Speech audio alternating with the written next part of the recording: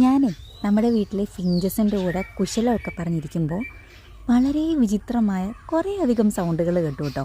എനിക്ക് അപ്പോഴേ മനസ്സിലായി എന്തൊക്കെയോ പക്ഷികളാണെന്നുള്ളത്. പിന്നെ ഇതൊക്കെ ഇവിടെ സ്ഥിരം കാഴ്ചകളാണെങ്കിലും ഇത്രയും പക്ഷികൾ ഒരുമിച്ച് കൂട്ടമായിട്ട് നമ്മുടെ വീട്ടിൽ വരുന്നത് വിചിത്രമായ ഒരു കാഴ്ച തന്നെയാണ് കേട്ടോ. ഞാൻ ഇറങ്ങി വന്ന് നോക്കുമ്പോൾ എനിക്ക് പേര് അത്ര ക്ലിയർ അല്ലാത്ത 3 തരം പക്ഷികളെ കണ്ടു കേട്ടോ.